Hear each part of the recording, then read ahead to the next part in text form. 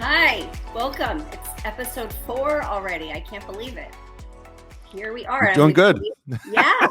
Everybody remembers Dave, my co-host and partner in crime.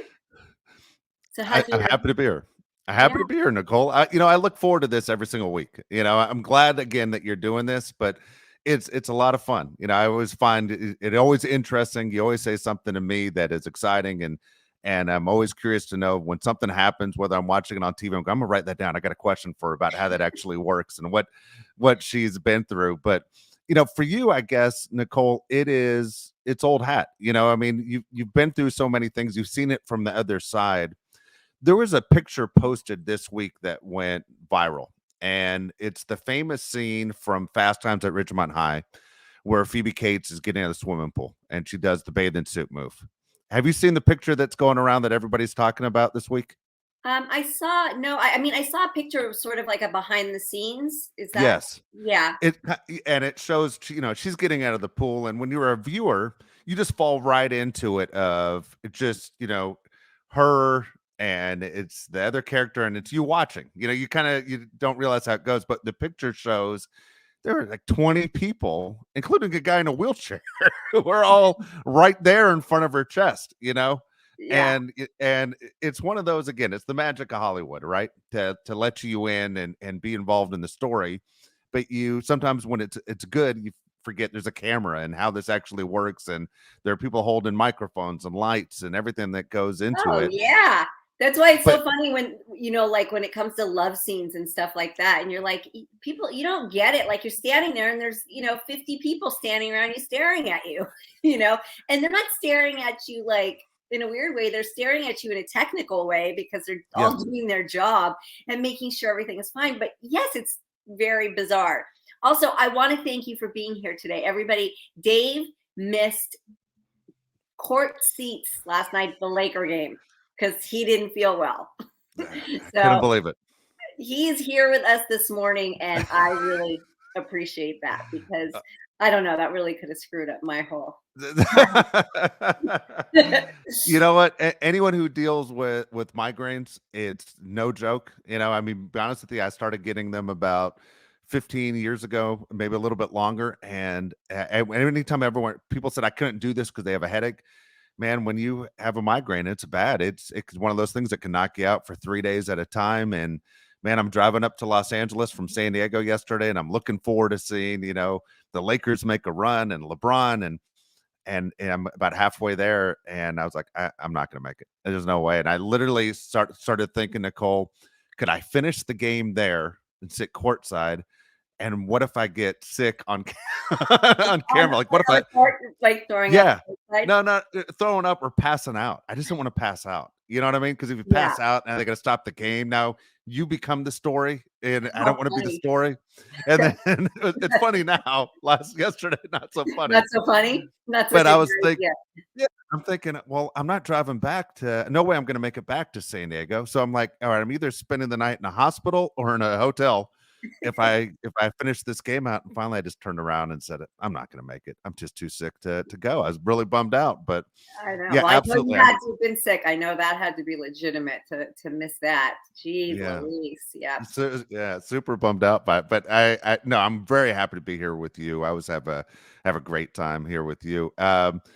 I will ask you a little bit about the movie stuff on what goes on, especially since you brought up the love scenes, because that fascinates, I think, all of us.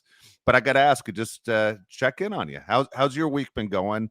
How are things going with you in the last 7 days? Well, my week is going really well, just really busy, being really productive, and trying to keep a good attitude with this horrible weather we're having. I mean, I live here for the sunshine. I need it. My soul needs it, and I don't have it, so it's a little bit like it's a real issue. I know people are probably like, wow, wow, wow. No, it's real. That's why I live here. That's why I stay here. Is because I need it to survive.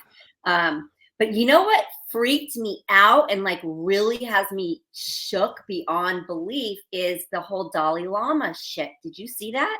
You know what? I saw it first from you. I saw it on your social media, and then I had to go look it up and go, what the hell's going on?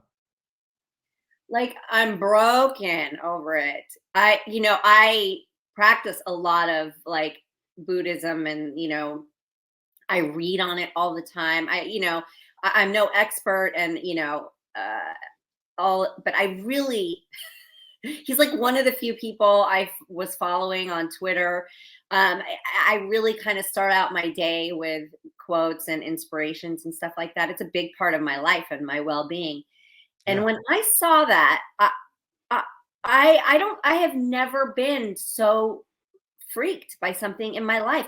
You hear about actors and musicians and athletes and, you know, priests and stuff like that. And it never seems to freak me out or surprise me. I guess I'm completely jaded like that. But this one, I kept going, this has got to be one of those AI pranks, right? Like Yeah. because you're talking about how the AI is going to really affect the new election, and how, they're can make all these make believe things seem so real. And I was like, is this like an AI prank? Is this going to be, oh, just kidding?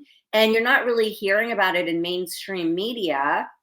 And I'm like horrified, just horrified. I don't even know. I don't even know where to go from there. It was the first thing I think you put on Facebook since you were suspended. Since I'm you were still suspended. No, oh I'm still in Facebook jail. I still have another good month to go. oh no, I caught it somewhere, and after you posted it, I had to go look for the story, and it was everywhere. I mean, it seemed Did like you watch the everybody. video? Did you watch the Yeah, video? I did. Yeah, it was very disturbing. Anything with Oh, kids bothers me. Anything with what? kids really bothers me. Yeah, Um, I I'm really affected by it. Like I'm yeah, really, really, and I know people say, oh, people who are in these power positions, and especially with religions, when they, claim to be holier than now and all of that, it's usually something really deep and dark going on. But I didn't think so with him. Like I didn't yeah. get that vibe at all from that guy. Like, And is there any way? Now, the last thing I would do is make an excuse for anybody that does wrong. But is there anything in your mind that goes, he's old, and that maybe he just is senile? No, no, you just think he's no. just a perv. I mean, I don't know, like, was it perv or whatever it was? Like, obviously it's perv, but I mean, whatever, like, it's just not right. And somebody with Yeah, his wisdom is supposed to, obviously respect everybody and their boundaries and, yeah, their life. So there's no excuse for it for me at all. I tried. I did sit there for like a quick second, like a psycho, trying to like make sense of it for my own selfish reasons. And I think that this is sort of like, it was sort of an awakening to me of how I see people like now defending. Because if I wasn't a deeper thinker and I wasn't, yeah, in touch with so much of myself, I could see somebody feeling like how I felt about their idol or whatever, and like try to defend them and not believe it and say, oh, that person's lying, that sort of thing. It sort of made me go, oh, it was an aha moment of like, this is what people feel when they hear this about their hero or idol or whatever, because this has never happened to me before. I've never, like I said, I've never been surprised by any of it. And but there's no making excuses for it. There's no getting around it. It's disgusting. absolutely, absolutely. So let me ask, in your day to day now, how does this affect your day to day? Do you still look for the quotes? Do you just say, I'm going to find a different way to kind of motivate me and get me going? I'm sure the quotes you probably share with your kids. Yeah. Well, yeah, I've collected the books I have with him. They're going out. I unfollowed him on Twitter. I Yes, I also use a lot of other literature and other books and other resources. So, that's going to be fine.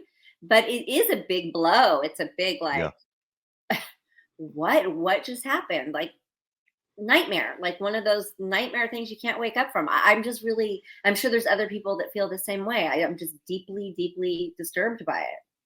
Absolutely. I mean, it's only April, but it's going to be in one of the biggest stories of 2023. I mean, just an amazing story. And again, I saw it from you first, but then I started looking around, and it was the topic from people that I didn't even think would be aware or even care But I didn't see one person that did, aha moments like I told you guys. Nobody. I didn't see any of those. But I think I just a saw a lot of lot of it. disappointment. I saw a lot of, everybody who's in a position of power. They're deep and Yeah, dark, and I saw a lot of things of people not surprised at all, and I was like, really? Because really. Yeah, I'm over here, my brains are like out of my head. I'm sad. I'm so saddened by it. I'm like, and he was like so jovial about it. And the fact that you saw it from me first, that's frightening. yeah, it's true. Like, I mean, like, Maybe it just shows up on my feed the way my phone is is arranged there through going to be Twitter. consequences? Like, are there Yeah. consequences? Is there anything else that's going to come out? Like, what? I don't know. So I'm a little torn up over that. I have to be honest. It's funny when I went to San Diego State, and that's where I went to college. The only class I remember at all is the religious studies class, and I'm not a very religious person, but I was curious to know what do other people believe. I was raised in a Jewish household. Both my parents were Jewish, and my parents were on the low spectrum as far as we do the minimum. And then after as I got older, I kind of just had a belief in God, but I didn't. It wasn't religious based. You know what I mean? And then I married someone who was Catholic, and her family was really tied into the church. And then when everything started happening with the priest, she kind of broke away from the Catholic Church.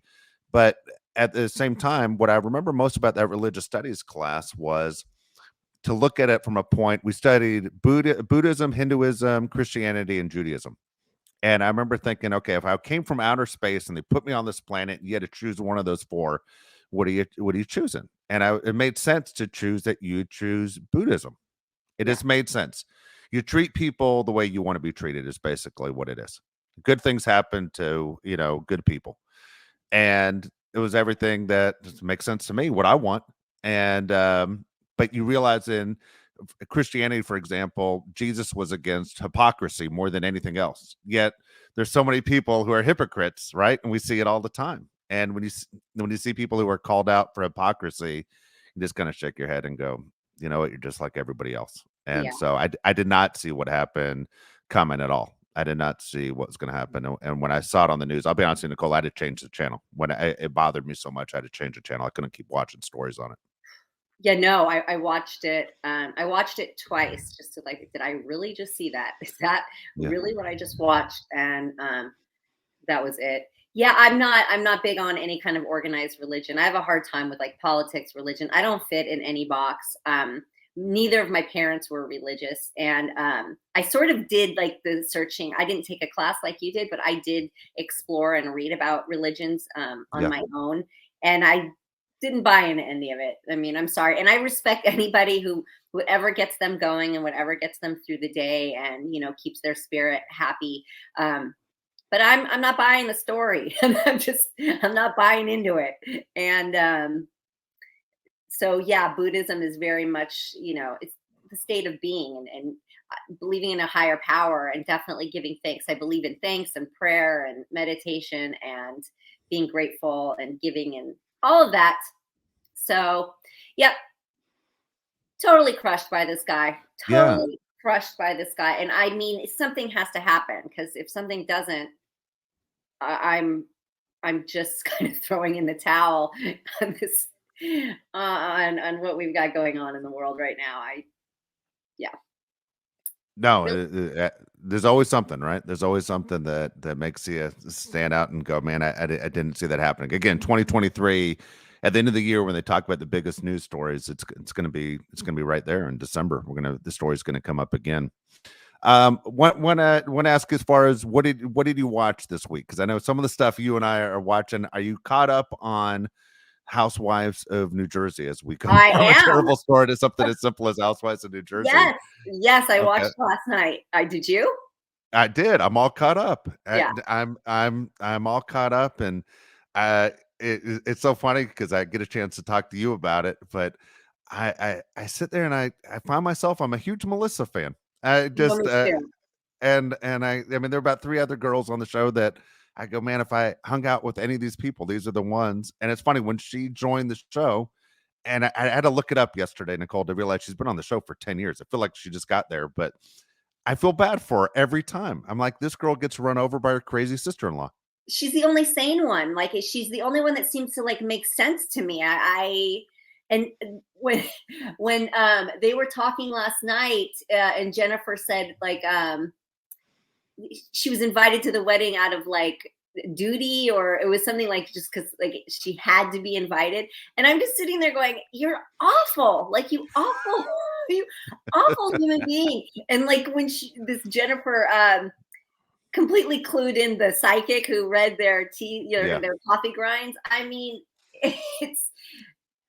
it's so comical. It's so thirsty. It's reaching so far, and it's just like, it's just so obvious. It's comical. It's just absolutely comical. And Melissa just sits there with her jaw on the ground the whole time, and I had to give her a lot of props. She kept it together last night and said, this is about you, Teresa, and I don't want to argue. And she just really took the higher ground, but whoa, crazy. Yes, By the way, absolutely. I cannot drink a cup of coffee now in the last week without looking at the bottom of my cup going, what the hell does this say? Well, you It's drink the your coffee craziest with thing to me. grinds in No, I it? don't drink it with the grinds in it, but I drink it really strong and it leaves the film on the bottom. And I'm like, what the hell is this thing? I just think that's a wild reading. Were you ever one of those people, by the way, that would say, hey, I'm going to see a psychic? Like, have you ever had success on that or believed in that? No, No, never I tried it. mean, neither way, neither here nor there about it. I mean, I would like to think that would be fun, but Yeah. it's never really. One time when I was a really little girl, we were at like the Orange County Fair, and there was a palm reader, and she said to me, "You're going to grow up and you're going to marry a really successful producer." And I was really young, so that always stuck with me, Yeah. but didn't come true. Or hasn't come true. But that was really kind of my only, what I can think of, my only, experience with it. But I always think it seems fun. But I don't like to spend a lot of time on the like what ifs and Yeah. what happened in the future and all that. I really kind of try to focus on like today, right now, and let's enjoy this because um I've been so in touch with like my mortality lately, especially after losing my parents and then going through the pandemic and like truly being the adult, the only one, that my kids are looking Yeah. to in this emergency situation, me going, okay, I have nobody to like, lean on for this. This is me. Sort of made me really change my whole way of thinking. And I don't think about tomorrow. I really don't. I don't think there's time for it. Is your I mean, as a parent, we're both parents, but as a parent, is your number one concern? I mean, I know to say kids is an easy answer, but as far as your future with your kids, your kids, will they be okay? All that stuff that goes into your mind. What is like your worry, your concern? Well, I'm single mom to both of them. I really, our family was so small even before my parents passed away. And so it's like, there's not a lot. There's nothing. They have each other, which is amazing. But that's also a lot to put on my oldest if something were to happen to me. So really, my option is to stay healthy. My Yeah. option is to stay healthy and stay around for a bit to make sure, everything's okay because no, it's horrible. And it's a horrible. And there was a time when really started thinking about it and I would like be so upset by it, and crying about it and like worrying about it. I'm finally at a place where I'm like, I've like let go. There's no control over any of it. And all I can do is like live for right now and be the best version of myself that I can be and the healthiest I can be. And, that's it. That's all. How That's old, all. if you don't mind me asking, how old were you when your parents passed? Um, Well, my father, I think it's been close to about 15 years now, so that's been a Okay. while. And then my mom, it's been 3 years. It was right before the pandemic. So young. I mean, that's kind of young It to is. lose your parents. It is. My parents were older. My parents didn't have me. And that's another thing. My parents didn't have me until like their mid 30s. So me being, having a child at 40, I'm sort of like, what did I do? She's gonna lose me early. So, all of that comes into play. But then I'm like, you know what? I could have had all my kids at 20 and been the youngest and Yeah, still go outside and get hit by a car, right? it's true. So, Where's your time? It's your time. just have to relinquish all, the control issues and all of that and just let's make today great. That's the way to go. So for you, like holidays and everything, as you said, small family, it's you and the girls. It's one of those things where how important are that all of you are together, let's say Christmas time, Thanksgiving, the big ones.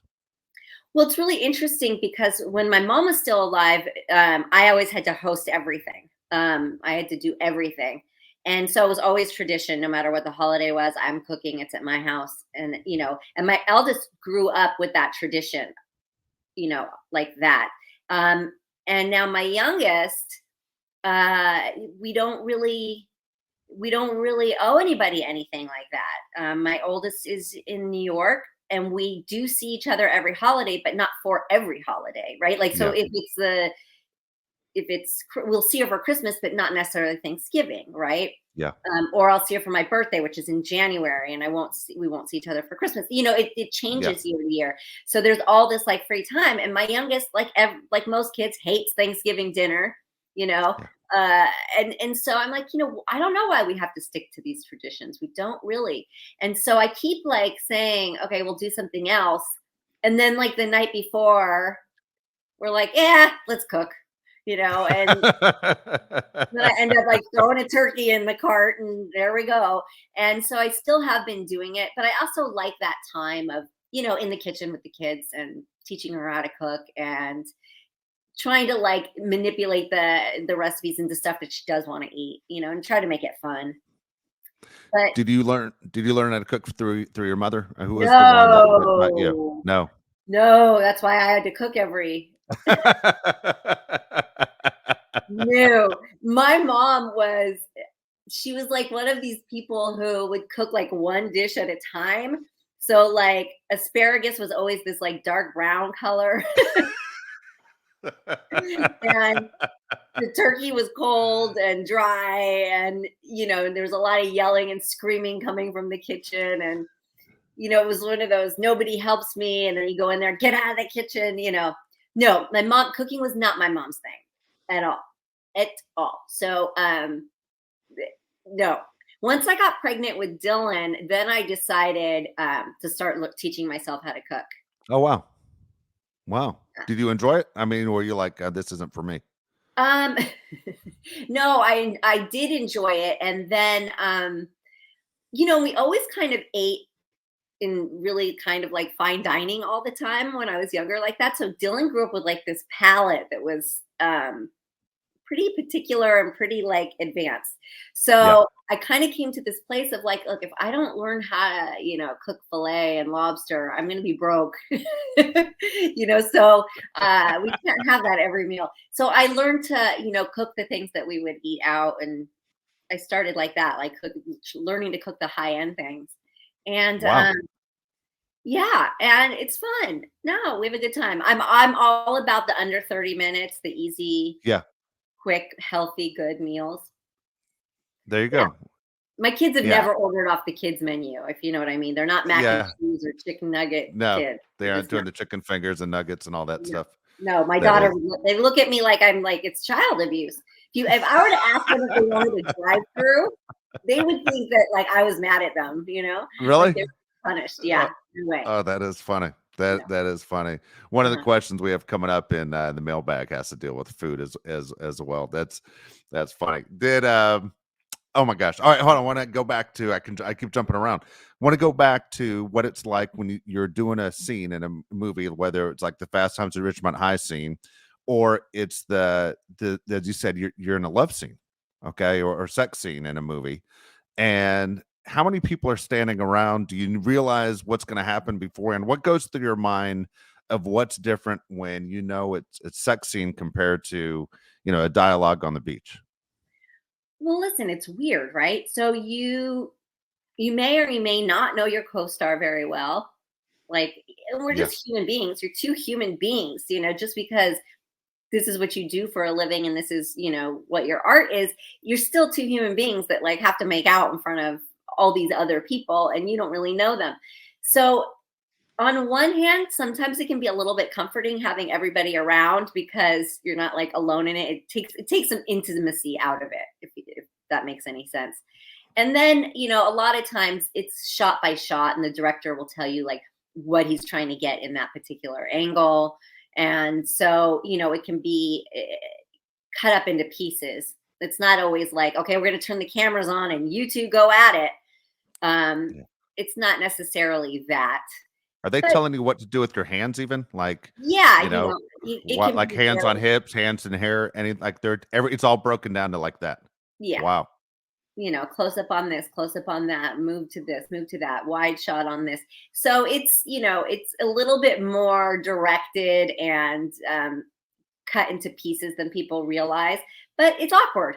Like there's no way around it. Yeah. It's kind of awkward, but I think you just sort of like detach from it, and you know that the other person is equally, awkward, and you kind of laugh and Is there, okay, this sounds kind of crazy too, though, but is there anything in your mind going, I'm going to kiss somebody who's famous in this movie or on TV, and I hope they go back and tell their friends, hey, she's a good kisser. You know what I oh mean? god. And yeah, I mean, does the ego go into like the ego would go into my mind going, man, I don't want them saying something terrible about me, you know? No, because I'm not kissing them like with my passion, and like I'm not Yeah. kissing them as if there's someone that necessarily that like it just depends. It really kind of Yeah. depends on what the setting is and all of that. But like for your average like kiss or make out scene, you know, those feelings aren't there, so it's not the same kind of makeout sesh, Yeah, but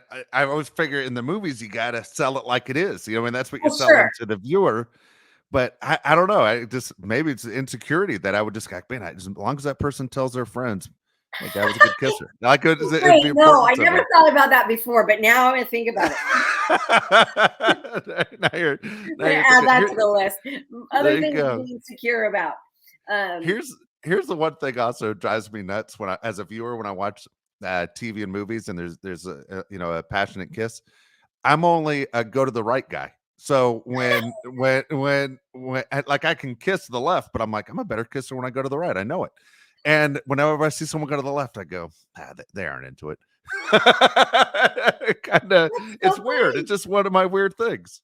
I never thought about. I don't know if I go to the right or to the left. Yeah. And Oh, see, to me, before you do a scene and they go, you're gonna kiss, the director would have to say, hey, both of you are going to the right, otherwise you're gonna bump noses or it's gonna be awkward. sure. You know, you Yeah. got to Well, figure out it is. which way It's you all guys are going. no, 100%. It's planned out like that. So yeah, it Yeah. does take some of the guessing out of it. Yeah, it was funny because I was looking up, I'm drawing a blank now. I was looking up a movie that you did with Corey Haim. We had a question about it on the show, in the mailbag question. And it was there's a passionate scene in that movie. And I'm going, okay, this is what probably why people are getting a lot of questions. Our mailbag, we get a bunch of questions about the movie. It was the one. Again, I apologize for drawing a blank, but it was the one you put the link out to last week. You Oh, said, the "Hey, demolitionist. yes, yes," and obviously, you're familiar with Corey, but at the same time, it Corey was one wasn't of in that those. movie. That Oh, wasn't a Corey Haim movie. oh, it wasn't a Corey movie. I apologize. It No, was. I'm not sure which one I looked. I looked up so many different things that you were in, I just think to you're ask you probably talking questions. about Blown Away. Blown away. That was exactly it. You're right. Blown away. And I'm sitting there and I'm going, that has to be a little bit different, right? When it's somebody that you actually have a relationship with and then it's on camera, there has to be a smoother transition. Am I right? Yeah, well, that was weird. I kind of touched on it before, and I don't like talking about people when they're not here, but Yeah. also they're not everybody was completely sober, Yeah. Yeah. and yeah, there's like a like that familiarity, Yeah. and so yeah, it adds an element of weird to it. It did for me, Yeah. and yeah, so like when I said like it kind of went a little further than it probably was meant to or should have, it's just because I think that he was very comfortable Yeah. and maybe not in the state of mind of realizing like we're on set, Yeah. we're doing a scene, being professional. There was a little bit missing. It was a little bit, there was a lot going on. There just was a lot Yeah. going on in that. So, and being young and all of that stuff. So, oh yeah, sex scenes. Well, what's funny is I did a movie called Kinjite with Charles Bronson, Yeah. and I played a underage prostitute. And it was funny because I was young when we shot it, and so my mom had to be on set the whole time. So now, and there wasn't actual like any touching or actual Yeah. physical because I was underage. But like, you want to talk about awkward, you're like in lingerie in a hotel, like a seedy hotel room, supposedly, being hired by like these high profile older men, and your mom's sitting right there. It's just like, That is wild. you know? Yeah, that's wild. What is the rule? Is it if you're under 18, your parents have to be there for a scene? Well, I'm hoping that now if you're under 18, they don't do it anymore. Did you watch the Brooke Shields documentary? I Pretty haven't Baby? watched it all. I haven't watched all the way through. I'm very, very familiar though with her and her interviews though. Like she was just on Stern and everything else, and she has a wild story. I mean, when and I look back and the Blue Lagoon came out, she's older than you and I, but I remember thinking, wait, this is a kid. This I can't believe it. Like, Yeah. it is very strange to go, this is a kid.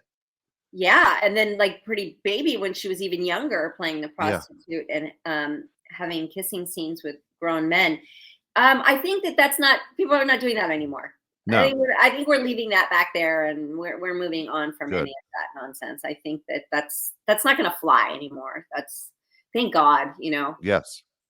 You Yeah, look no. back and you're like, wow, what was Wow. allowed is just, and it wasn't that long ago. No. No. Wild, just wild.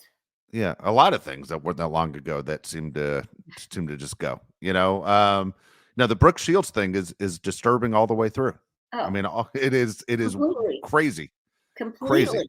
And it Yeah, made me like have such admiration for her too, in a way, because I was younger when I remember the Calvin Klein commercials and the yeah, billboards and stuff, and I just remember thinking like how beautiful she was, yeah. and it was like this older, beautiful teen that you could look up to. In like Blue Lagoon, it was more like, oh my God, she would like take your breath away because she was so beautiful, right? That you sort of didn't focus That she necessarily. was a teenager. But Yeah, yeah, she was a kid doing these things. yeah. No, So, that yeah, she's that very is wild. relatable. Yeah, that's absolutely amazing. She's another person. I mean, we watched her grow up. The world watched her grow up from just being, a cute kid to wait a second. I think I don't know. You look back at it, you said, thank goodness they aren't doing that anymore. But talk about disturbing when you realize today how off color that is. That Yeah, is just doesn't make any sense. and how Just doesn't make any acceptable sense. it was. Yeah, Yes. nobody batted an eye, and whoa. And Yeah. then and then people wonder, like, why we're so fucked up. Well, Yeah. guess what? You Yeah. know, people were traumatized, and you don't just come out of that unscathed. So, I think she's doing amazing, and I look at her and she's so powerful and so relatable, and has done so many positives. So it's nice to see. But yeah, things can really go left really quickly when you put through that as a kid. No, absolutely right. It's funny. Yikes. You mentioned Facebook, and there are always those people who will say, things were better back in my day. Back in my day, you didn't wear seatbelts, you didn't do this, and I'm like, what? They have a whole list of, your kids didn't come home till the street lights were on, and I'm like, you understand how many kids went flying through our windshield before they made seatbelt laws? I mean, there's a reason why things have changed, and for you to look back and go, it was better when I was a kid. Hey, you survived. There were a lot of people didn't survive that made them change the laws. That's what Right. happened eventually, you Right. know. We talk But about always that part. Yeah. Right. they're always the get off my lawn guys. Oh, things were better back then. These kids today, they don't understand what the hell's going on. You get that all the Yeah. time. Like we But didn't have to put babies in car seats. It was so great. yeah, no kidding. Just laid How them many down kids in the were back. crushed against the dashboard because there were Yeah. no car seats? I mean, what the I hell are we mean, doing? I know. and I'm laughing, but it's not funny. But yes, No. that's 100% true because yeah, and I get it. I get I get why people think because there was also a lot less people, there was a lot less traffic, there was a lot less going on, and it was a freer, wilder time. But yeah, there was a lot of bad going on that we just didn't know existed. Exactly right. All right, so here's a question I have for you. Just as again, someone who's just a fan of TV and movies, you touched on the love scenes, and you have everybody there, or a sex scene where everybody's there, and it's supposed to be hot and heavy, and as the viewer, it feels like it's just those two, and you're at home watching. But you see this a lot in Hollywood of people that fall in love on the set, and then all of a sudden they're in a relationship, and all of a sudden they're getting married, and that lasts a year or two, and then it's gone. How often, and have you ever had like, hey, I'm attracted to this person after spending 6 weeks, 8 weeks with this person on the set to go, I think there's a serious relationship here. Like, is that normal that when it does happen where you go, oh, I saw that coming, or it's short lived when you find out someone actually hooks up and gets married? I think I think it's both. Sort of my theory is that, and it's not just with the actors, it happens with crew members and everybody on set too, Yeah. and especially like when you go away on location, so everybody leaves home and everybody's living in hotels and on set, and you spend so many hours together day in day out, you live and breathe the project, right? So when you Yeah. put human beings all together in a group, I think that instinct, like animalistic instinct takes over. You find a mate within your group, right? It's sort of like survival of the fittest kind of mentality. And I think it's something that organically, naturally happens with human beings because you're put together, there's a group of you, it's like a village. And Yeah. then in that village, you mate. I just feel like there's something just normal and natural about it. Um, so I think that that's sort of what happens. You're just with each other all the time for so long, day in, day out, that it happens. And, great if it works out past that. But, we see that it doesn't necessarily because then you're on to the next project and your Exactly. next village of people, right? So I think it's a matter of do you have a family at home? How committed are you? Or are you just single and, following instinct, human instinct? It is what it is. I think it happens in office settings, right? This is not just Yeah. movie sets. I think this You're happens right. in businesses. And anytime you put a group of people together that spend a lot of time, I think you naturally pair off.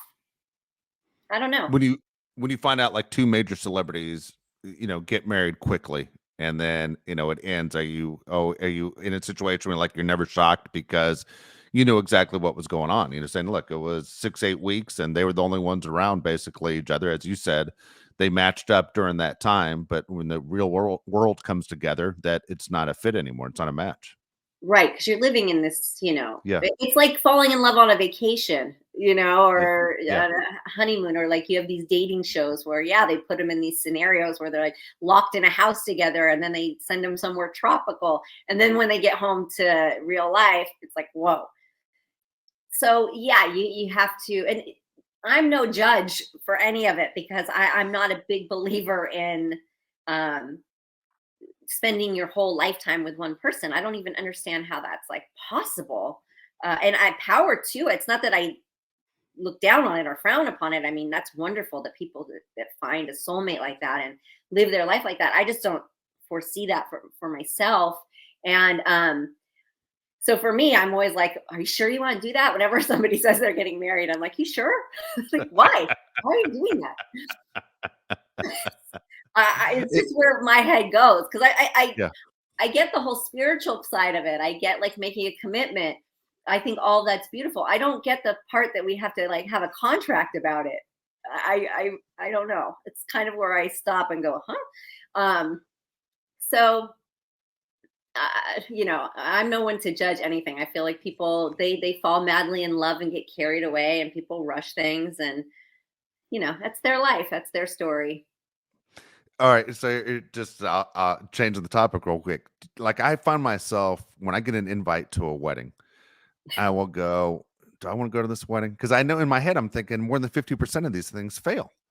And then I sit there at every wedding I go to and I go, I shake my head, not going to work. That whole deal. Now you're talking to someone again who got engaged at 19 years old and was married at 21, and I'm still married, 30 years now. But I'm telling you what, if I got an invitation to my wedding, I wouldn't have gone. I said, there's no chance it's going to work out. They're too young. They're too stupid. They don't know what they're doing. But in my case, it was different. But I go to weddings or turn down weddings all the time because I'm like, it's not going to last. So I'm not going. That's And hilarious. it's I know it's a ridiculous thing to do, but like when you get an invite to a wedding, do you sit there and you go, no chance, or you going, this one might work?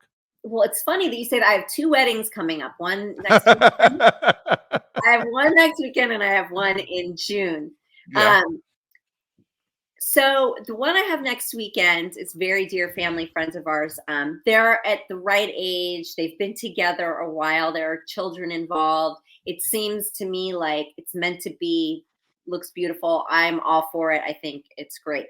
The other wedding I have, if you're watching this, I apologize, but I think I've been open about it. They're older. They're my age.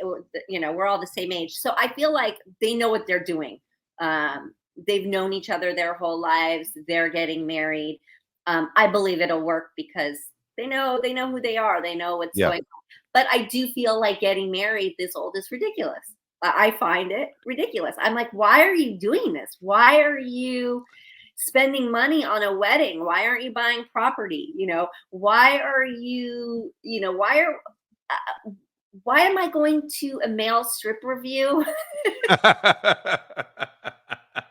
Do I have to go? Because this is really going to test my sobriety. This is really going to test like my patience on all levels. I'm going to be embarrassed for these men. It's like we're 50-year-old women. There's no place for it. I just feel like that ship has sailed. For the young girls, go for it. Go do it. Go do all the festivities and have all. But at this age, I just can't even. I can't even understand how she does it with a straight face. I mean, if you're gonna get married, I feel like you go to the justice of the peace, or you have like a nice little quiet ceremony, and like maybe have a party. Like that's where I go with it. And I'm going to invest my money in something else. I'm going to buy another house. I'm going to do something like that. When one of your daughters chooses to get married at let's say it's at 30 years old, okay, what's the advice? Big wedding, go do a justice of the peace, or are you saying I'm out of it, it's your day? Well, I'm out of it. It's your day, 100%. But I know my daughter, my oldest daughter, she's not going to want to spend her money frivolously. She's like me. She's super responsible. She's not even 25, and she is completely self-sufficient. She has a career and, goes on vacations, and like she's got it together. So she knows and understands the value of money and where it should be spent. So I just don't see her wasting it on stuff like that. I don't see it.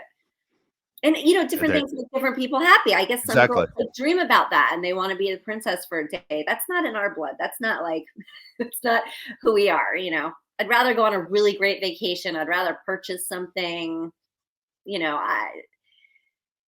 So I don't think my daughter would be like that. My youngest, I don't know. I don't know if I'll be around by the time she's 30. You're going to be around. You're going to be around. You're going to be around. Yeah. Oh my goodness. All right. So here we go. I'm going to fire through some of these questions. I always go a little bit long on these shows, so I apologize. Here we go. So look, the show is interactive. If this is the first time you've ever heard this show, Perfectly Twisted with Nicole Eggert, you can go to perfectlytwistedpod.com. You can look at the mailbag and you can add questions. You have an opportunity to write questions. I'll pull the questions out. I'll ask Nicole your question. And again, I know I don't get to all of them, but I'm doing the best I can to circulate through. So we're going to fire through about 5 or 6 questions, Nicole. This is from the people that are listening to the show. But again, you can go to the mailbag and go right there on the website, perfectlytwistedpod.com, and feel free to write questions. We'll read them on the next show. This first question, Nicole, is from Jen Johnson. What would you do with an unexpected day off, no work, parent responsibilities? Oh, that's kind of easy. I would catch up on some shows that I need to watch. I definitely go hit a Thai spa or a Korean spa. Um, I need it.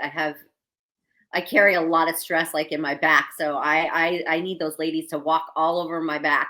And what else?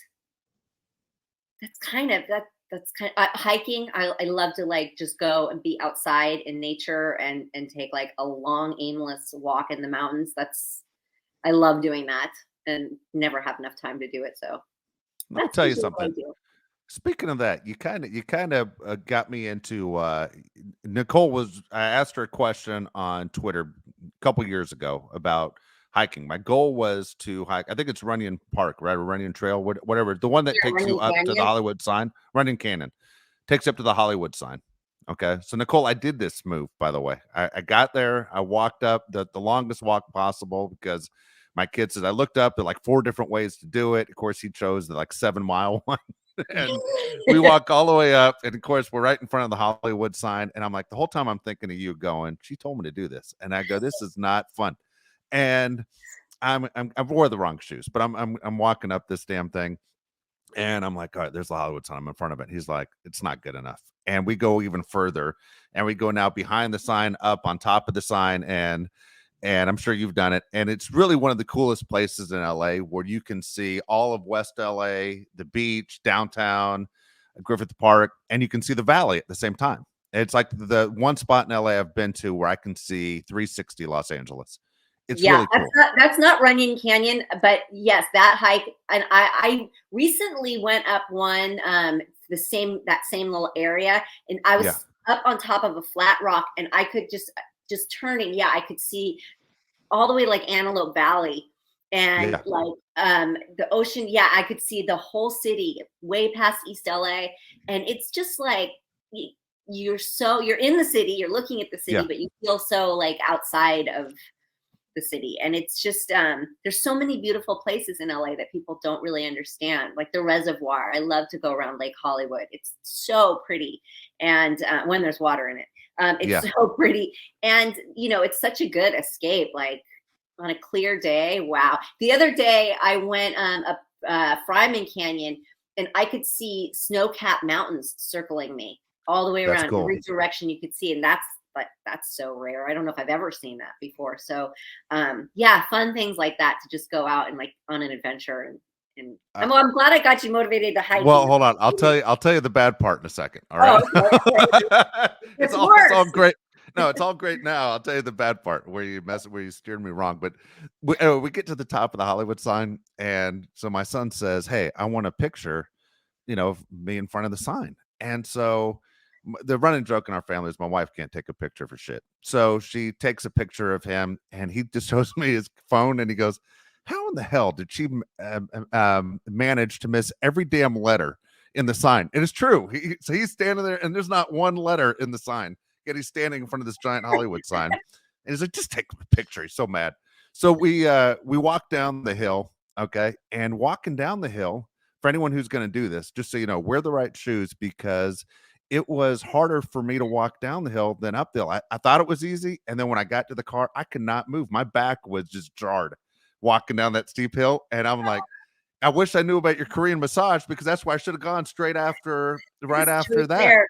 I was Yeah. jacked up for 2 weeks. I was like, my back hurt so bad driving back to San Diego with a bad back.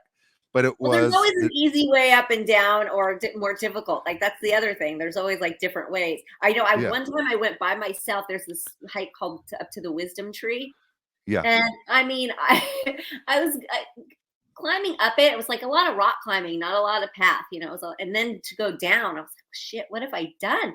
And when you're by yourself, it was yes. one of those days of like by myself, wasn't feeling like the most in shape, and I'm like shaking, like, oh my god, I'm gonna Oh fall to no. my death. Is there anybody around? Hello, anybody? So yeah, there's it can be amazing, it can be a little scary, but that's all part of the fun.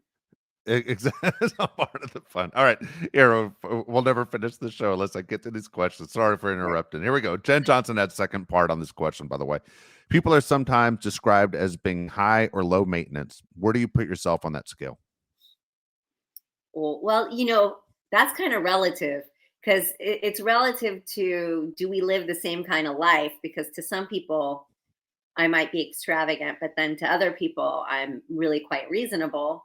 Emotionally, I think I'm a little bit high maintenance because I do, like, at this point in my life, demand the respect that I need, but I'm not a needy kind of person. So I don't know. I think it depends on who you would ask. I know that I know that there's been relationships I'm in. I'm like, this person is so about mediocrity. Like, I gotta go. Yeah. Yeah. I definitely need like spice and flavor, and you don't have to be the most successful, and you don't have to have the best, of everything. But I like style. I like flavor. So it's like, if you don't have the money to buy like a really nice car, I hope it's a really cool hoopty car. You know what I mean? I Yeah. don't. There's just like, I'm high maintenance like that. Like, you just have to have good style, but uh, I don't know. All right, Um, this is from Brendan Backos. Brendan is a big fan of horror movies. It says, "Hi Nicole, my question is about the 1990 horror movie you've made, The Haunting of Morella, directed by Jim Warnowski, who famously put Tracy Lords in a remake of Not of This Earth. So please tell me, what was it like working on your horror movie? Working conditions? Was it a quick shoot done daily or quite long hours for you? Do you like to watch horror movies?" Oh, that's a lot That's a of lot. questions. The Haunting of Morella was it was a Roger Corman film. He was the producer, and he was known for doing a lot of like it was like Shakespearean, oh no, it was Edgar Allan Poe based horror. I had a body double because I was too young to be doing in the nude scenes. Jim Wynorski and we're still in touch. We're still Cool. talk on Facebook and stuff like that. I think that I probably was a pain in the ass on that set because I wouldn't do a lot of it. And there was a lot of like bugs and gore, and I was horrified. Like, there was a scene, it's a nightmare. I can't really remember. And like, I open a box and there's like serpents and bugs and like things I can't even, and a hand comes up out of it, and like grabs me. And I had to like stand there screaming. It took a lot to get me to be able to stand there and do it. So that was that was a rough shoot, to be honest. But it was fun with the costumes and the storyline and getting to see how all of that stuff is done. Because yes, I do like horror movies as well. Not as much anymore, but when I was younger, I was a big fan of horror movies. Is that right? Yeah, What's yeah. your all-time favorite? Well, I guess, like, I love all the things like The Shining and the Friday the 13th, the Nightmare on Elm Street. I loved the original Scream. I loved anything like gory like that. It's just, Yeah. yeah. Yeah, it's funny because I watched it now. Me and my youngest, we went and watched Scream, and we were like, "Oh," and she's like kind of giggling through it. I'm like, "Yeah, this isn't scary at all, is it?" I don't The know. When I sounds was have changed. I think when I was in second grade, I saw Halloween and I didn't sleep for a week. It would Yeah, scare the hell out of me. It scared yeah. me like you wouldn't believe. Yeah. And you look back and you're like, "Oh, it's not that bad." But I'm afraid I to love look all the back, I'll be American Horror honest. Stories. What was that? So I'm afraid to look back, I'll be honest. No, I've seen it since. I've seen it since. And I like stuff like Handmaid's Tale. That's sort of horror in a way. Yeah. I love Handmaid's Tale and all the yeah, I love good stuff like that. And it's fun to watch it being made like on set, to see that stuff. That's really fun. That is cool. That is cool. All right, here we go. Caitlin Ramsey. Sorry if I missed you talking about this already, but how did you get the idea to do the Baywatch documentary? Are most of the early years cast going to be part of it? All the cast will be part of it to some degree, for sure. And the idea actually came about when I was looking to do a project with a group of moms from Baywatch who are now moms. And we were taking it around to networks, but they really kind of wanted to do a reality spin with it. And it just wasn't a right fit. It was weird. And it didn't really happen. Nothing clicked. And then I was having a conversation with Matt Felker, who's our director on the documentary and executive producer. And we were talking about documentaries that we love. And somehow we were like, let's do a documentary on Baywatch. And we just started brainstorming and just two friends shooting the shit about what was actually interesting about it and where everybody is now and how to do a new take on it and how we would do it differently. And that sort of, we were like, by the end, because a lot of times you have these conversations and then that's it. It's just a conversation, right? But by the end of it, we were still like going and going. So we decided to go forward with it. Good deal. All right, here we go. This is one more on the personal side. Are you glad you're a girl mom, or did you want to have a boy as well? Okay, so that's funny. That's really funny because my oldest always wanted a sibling, and it didn't happen. It didn't happen. Finally, at 13, I sit her down and I'm like, "You're going to be a sister." She's like, "What?" And I said, "But you always wanted a sibling." She's like, "Not now. Now it's too late." And you know, we were kind of laughing. I'm like, "Well, talk about too late. It's too late to do anything about it." So she's coming, you know, and I wanted a boy. And my little one gives me shit about it all the time because she'll say like, "But I'm the girl you didn't want," you know. And I was hoping for a boy because I thought that would be the best of both worlds, to have a Yeah. boy and have a girl.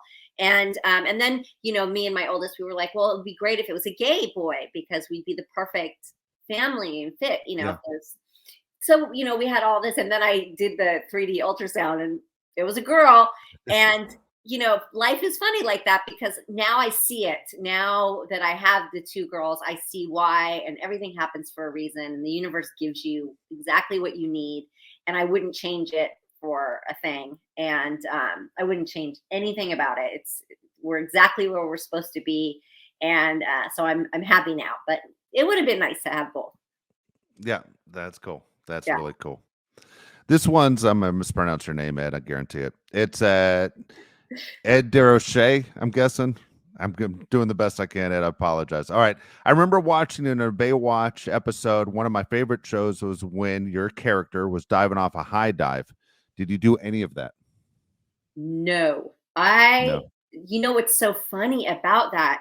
Yes, that my character was a high diver, and I had to like do the scenes, and we would shoot like on the ladder going up to the high dive to the platform, and I was scared to death to even go up the ladder. I was like, nope, you can get me up to here, and I want nothing to do with it.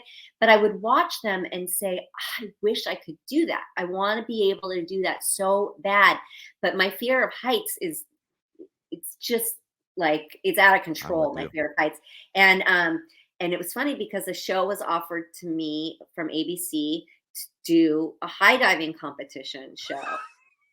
And I was like, you got to be kidding me. And I'm like, where are you going to shoot this? And they're like, Rose Bowl. And the Rose Bowl is where we would shoot the stuff for Baywatch with the high diving. And I'm like, I'll do it. Count me in. And I remember walking up, like shaking, barely making it up the ladder the first day on this show, and standing up on the high platform. And I swear to God, I thought the wind was going to blow me off. Like I thought if the wind even like blew, that you were just going to go flying off. I Yeah. wouldn't allow anybody else to come up on the platform with me for a long time because I thought they were going to push me off.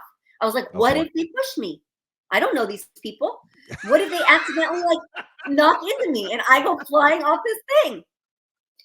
And I mean, talk about conquering a fear. It was something that took everything inside me. I would be driving to set, like in the slow lane on the freeway, going, okay, if I can, the more time I can eat into my practice time, the less I have to get up there, you know, just driving slow as can be and just going, what have I done? What have I done? But I eventually got to a place where I would just throw myself off of that platform and just like Really? take the bloody nose and the black eye. And it became this like, how far can you push yourself? Wow. And I came in second. I came in second place on Wow. that show, right under this young 20-something-year-old kid who is like an extreme sports guy. Yeah. And I came in second right behind Wow. him. So I'll tell you con- what, Yeah. us old broads, we can do things. You conquered that fear. That's I did. pretty good. I'm afraid of heights too. I won't even hang Christmas lights. I'm no joke. You Yeah, get a it's ladder. scary. I'm 2 steps up. I'm not a heights guy at all. No, like physically, your knees start Yeah. shaking. And you're not standing properly. You're Yeah. not. And I remember I was doing this trick where I was doing a handstand up on the platform, like on the edge of the platform, and then I would like flip over and go into a flip into the water. And anyways, we changed locations, and I was doing it off a different platform in a different place, and I was so nervous, and my elbows gave out in this handstand, and I like fell onto the platform, and I watched myself in slow motion like bounce off the this platform and the stand and into the water, and I was like, oh dear God, like i hope I hope somebody got that on film, and they did. And oh my God. So that came full circle. That was like a full circle moment for me with the high diving. All right, I'll here we never go. do. Last one for the day because I've already taken you over an hour. This is from Vicky Laganis. When you're tired of eating good, what do you like to indulge in or indulge on?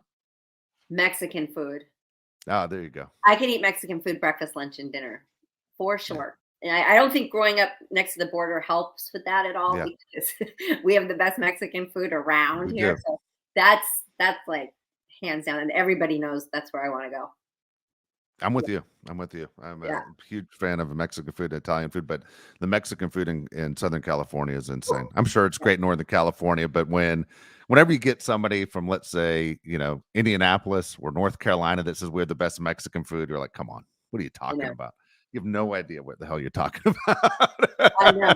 I remember even in like New York when you couldn't get good Mexican food, or like in Canada, it was like non-existent. Yeah, yeah, Yeah, that's funny. we're spoiled over here. Yep.